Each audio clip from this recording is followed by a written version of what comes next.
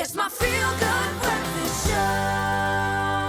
Welcome back to your Feel Good Breakfast Show. It is Expresso right here on SABC3. Now, the International Menopause Society declared tomorrow, the 18th of October, World Menopause Day, putting the health of women exiting their reproductive lifespan on the health agenda, as this condition has many physical and emotional effects. So with us in studio to discuss this sensitive but very important issue is our resident relationship expert, Dr. Eve, and also specialist gynecologist and soon to be the first woman of the South African Menopause Society, Dr. Carol Thomas in studio. We'll also be answering your calls, so give us a call on 083 91 33728. Ladies, good morning.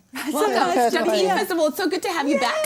So it's been forever. It's been forever. Yes. It's been 3 weeks. It's felt like a long time. No, you must stay now. You're not going anywhere. No And of more course, New York. Dr. Carol Thomas, Yes. so good to have Hello. you on our couch this morning with us fully clothed for a change. For a change. For a change. All right. I So, really didn't recognize some of the people. yes. Okay. She's my doctor. Anyways, why is very important to have World Menopause Day, Dr. Eve or Dr.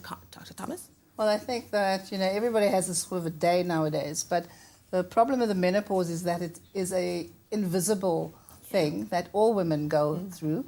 We all have X number of eggs in our basket, in our ovaries. It's similar to men who they seem to have millions and millions of sperm. But, and there is a time, just as you go into puberty, you also exit your reproductive health and your reproductive era. And there are changes which can take you by surprise. And older women, particularly now, will have come from an era where they don't really talk about their health. My grandmother used to fan herself with a tabloid. I never quite understood that. But it is to highlight that aging women also have health problems which should be addressed. And simply because we don't talk about it, we need to have a day to highlight things. I also think it's about their right, Carol, that they have a right to still be recognized as people in society, because there's ageism. The moment that we turn a certain age, then we are seen to be non-sexual because we're non-reproductive, and there is a stigma that is attached to being older. And that's what I think we really want to put across today as well. Exactly. The fact that we should not be stigmatized just because we're older, and menopause is not this disease that women go through. Absolutely. Imagine if you told a man that his testes were going to stop working tomorrow.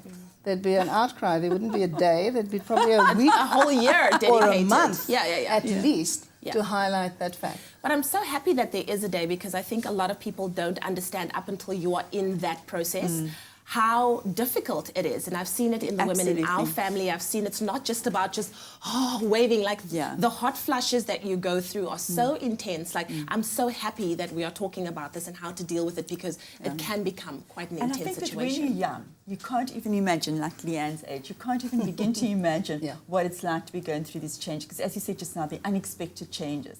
And I think it's important that everybody gives attention, because we can we go through menopause in a way that is not that difficult or challenging for us? I think it's about mindset. I mean, if you look at yourself in a holistic manner and look at your lifestyle, because, everybody, when they talk about menopause nowadays, worry about the effects of hormone therapy. There's been a lot of bad press about it.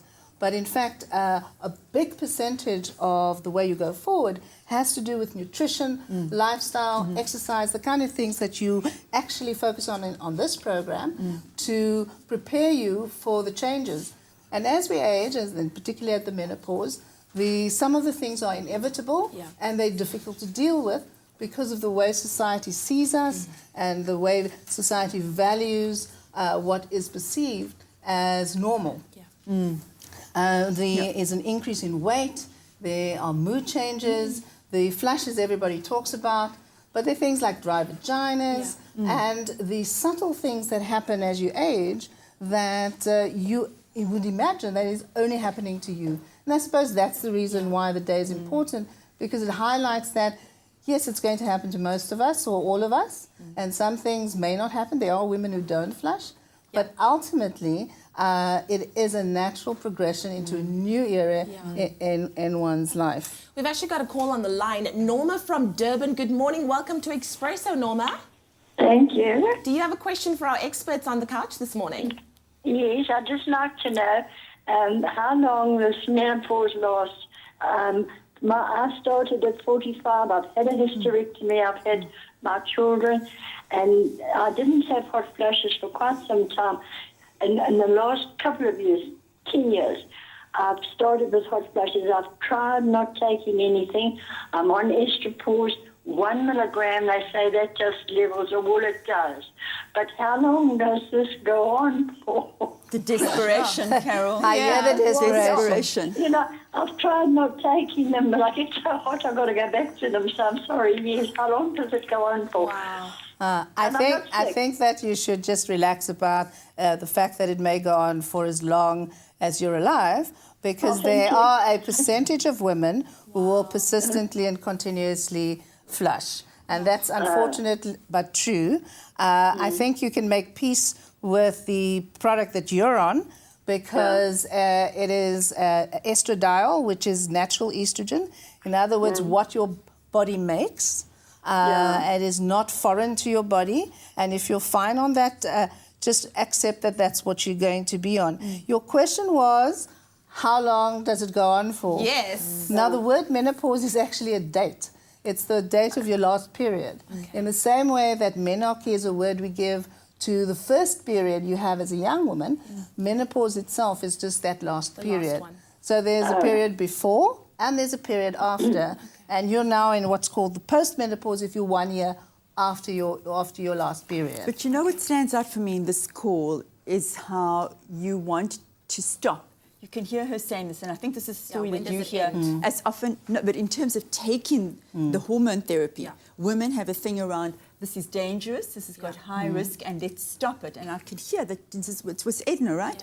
Norma. Norma is saying as well, is that I want to stop, I try and stop. So, I mean, there is this whole story that still goes on around the risk of taking hormone therapy. Exactly, but we are going to continue this conversation a lot more. We're going to head to the kitchen, but if you do want to give us a call, 083-91-33728. We are talking about dealing with menopause on your Feel Good Breakfast Show. Let's head to the kitchen.